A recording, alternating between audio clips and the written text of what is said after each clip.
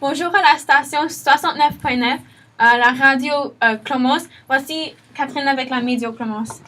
Bonjour tout le monde, c'est Catherine ici à Adelaide, Australie. La température actuelle est 13 degrés Celsius, c'est nuageux avec des éclaircies et la humidité est 82%.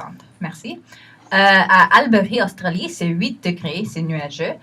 L'humidité est 83%. Et à Dongong, Australie, c'est 7 degrés, nuageux avec des éclaircies, humidité 81%. Merci. Et puis, on se tourne au Sydney, Australie, et c'est 10 degrés Celsius, quelques nuages, juste peu, visibilité un peu comme réduite. Puis, c'est 50% humidité.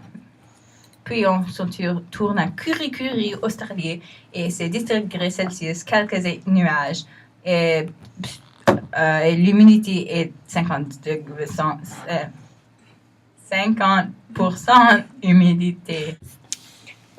En Australie, les inondations continuent de ravager l'État du Queensland, qui touche principalement la ville de Brisbane. Un premier décès a été la semaine passée à Brisbane. Mais jusqu'à maintenant, il y a 24 personnes qui ont perdu la vie depuis la montée des eaux dans le nord-est du pays et des dizaines de personnes sont toujours portées disparues. Les autorités craignent une inondation plus importante, mais les habitants de Brisbane éprouvent un très léger soulagement car la rivière qui traverse leur ville n'a pas atteint le niveau attendu. Malgré tout, les dégâts sont immenses. Au total, 15 000 maisons ont été touchées et 120 000 habitations sont sans électricité.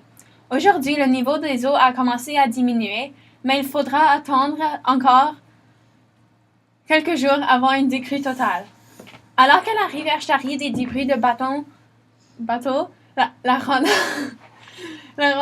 les autorités alors que la rivière charrie des débris de bateaux ou de pontons, la rendant dangereuse, les autorités ont demandé aux habitants de ne pas s'approcher des zones les plus sévèrement touchées. Plusieurs milliers de personnes ont trouvé refuge dans des centres d'hébergement. Certains devront attendre plusieurs jours avant de pouvoir retourner chez eux. Pour compliquer les choses, les coupures d'électricité devraient durer dans de nombreux quartiers. L'ampleur de la reconstruction sera immense et le gouvernement du Queensland a même comparé la tragédie à une situation d'après-guerre. À travers l'État, les destructions pourraient couper plus de 10 milliards de dollars. Et maintenant, pour un avertissement de napkins.